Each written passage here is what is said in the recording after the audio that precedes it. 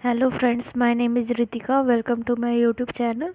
और हमारा चैनल जो है वो बेसिकली फोकस करता है वन डे एग्ज़ाम के लिए इम्पॉर्टेंट फैक्ट्स के ऊपर। तो पिछली क्लास में हमने गुलाम वंश के बारे में पढ़ा था और इस क्लास में हम खिलजी वंश के बारे में पढ़ेंगे। तो खिलजी वंश का जो है वो टाइम पीरियड 1290 से 1320 तक था और इसके संस्थापक जो है जलालुद्दीन फिरोज खिलजी थे। जलालुद्दीन फिरोज खिलजी का जो है शासन करने का टाइम पीरियड था 1290 से 1296 और ये जो है दिल्ली सल्तनत के सबसे वृद्ध शासक थे। 1291 में झाइन युद्ध हुआ था रणथंभौर में जलालुद्दीन और हमीर देव के बीच, जिसमें जलालुद्दीन जीते थे। 1294 में इन्होंने साउथ की जिम्मेदारी अलाउद्दीन खिलजी को दी थी। तो साउथ में अलाउद्दीन खिलजी और रामचंद्र यादव के बीच युद्ध हुआ था। रामचंद्र यादव जो है वो देवगिरी के शासक थे, तो जिसमें अलाउद्दीन खिलजी जीतता है। फिर 1296 में अलाउद्दीन खिलजी जलालुद्दीन खिलजी को मार देता है। अलाउद्दीन खिलजी जो है जलालुद्दीन खिलजी का भतीजा रहता है और जलालुद्दीन खिलजी अलाउद्दीन खिलजी का चाचा रहता है। और ये जो है अलाउद्दीन खिलजी जो है वो जलालुद्दीन खिलजी का दामाद भी रहता है। जलालुद्दीन खिलजी की बेटी का विवाह अलाउद्दीन खिलजी के साथ हुआ रहता है। जलालुद्दीन खिलजी जो है वो बहुत उदार दिल का होता है, सबको माफ़ कर देता है जो भी गलतियां करता है। तो अलाउद्दीन खिलजी खुद शासन करने के लिए जलालुद्दीन खिलजी की हत्या कर देता है। फिर अलाउद्दीन खिलजी इसका जो है टाइमलाइन इम्पॉर्टेंट नहीं है, बस वंश कितने से कितने वंश साल तक शासन किया, कौन सा वंश वो इम्पॉर्टेंट है, इसलिए मैंने सबका नहीं लिखा। फिर अलाउद्दीन खिलजी का बचपन का नाम अली था, गुरसब था। इसको दक्षिण भारत का अभियान दिया गया था। और ये जो खुद को सिकंदर द्वितीय कहा। इसने अलाई मीनार का दरवाज़ा बनाया था। अलाई मीनार मतलब अलाई दरवाज़ा बनाया था ये जो जितने भी भूमि दान में दिए गए थे सबको ये वापस ले लिया। निजामुद्दीन औलिया जो थे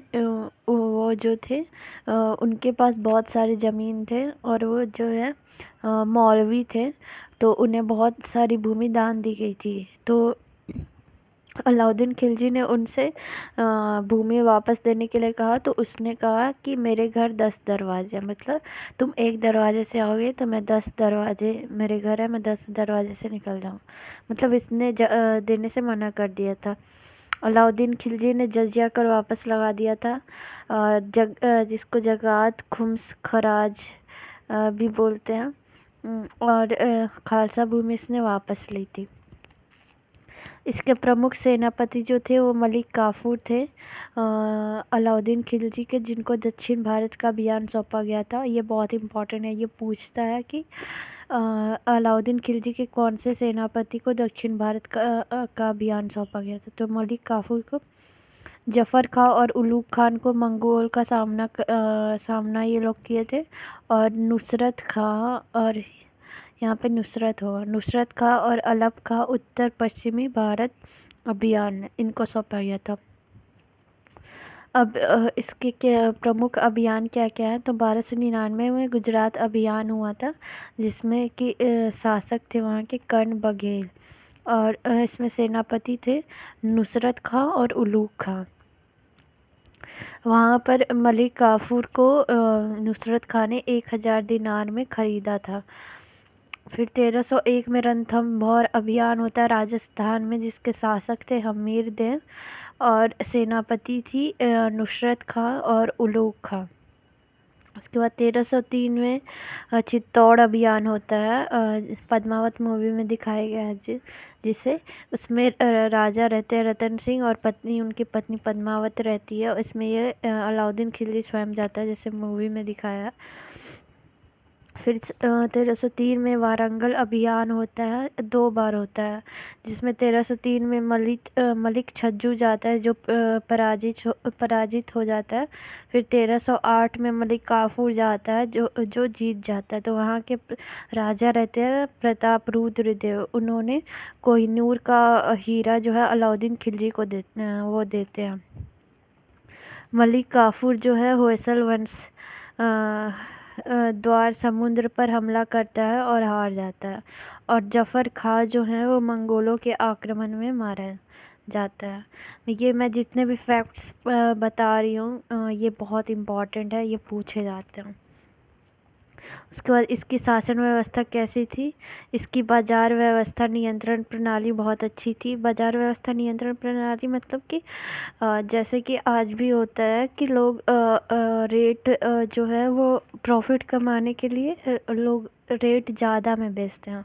तो ऐसा ना करे लोग, जो भी मतलब सही रेट में जो नहीं बेचता था तो उसको कड़ी से कड़ी सज़ा दी जाती थी। इसलिए इनकी बाजार व्यवस्था नियंत्रण प्रणाली अच्छी थी। मूल्य नियंत्रण प्रणाली मतलब वही कि जो है मूल्य जो है किसी भी प्रोडक्ट का प्राइस का वो कोई ज़्यादा बढ़ा कर ना बेचे, एक ही रेट में बेचे हर दुकानदार। तो इसलिए मूल्य नियंत्रण प्रणाली।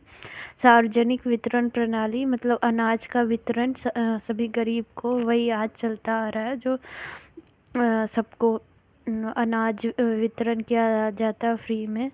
तो वही सार्वजनिक वितरण प्रणाली वही था। इसने स्थायी सेना रखना स्टार्ट किया और सेना के लिए प्रॉपर ड्रेस रखना स्टार्ट किया। इसने घोड़ा दागने की व्यवस्था चलाई, घोड़ा दागने से जिससे पता चल सके कि हमारे राज्य की कौन घोड़े हैं, और इसने वेतन देना स्टार्ट किया सैनिकों को।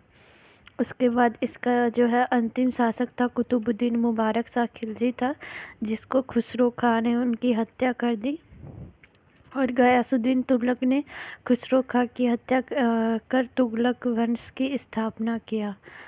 तो गाइस ये था खिलजी वंश, और नेक्स्ट क्लास में हम पढ़ेंगे तुगलक वंश। और मैंने जितने भी फैक्ट्स बताया वो बहुत इम्पोर्टेंट है, उससे क्वेश्चन पूछे जाते हैं, और आशा करती हूँ मैंने अच्छे से आपको एक्सप्लेन किया होगा सारे फैक्ट्स। तो नेक्स्ट क्लास में पढ़ते जो हैं, नेक्स्ट क्लास में मिलते हैं तुगलक वंश के साथ। तब तक के लिए इजाज़त दीजिए, धन्यवाद।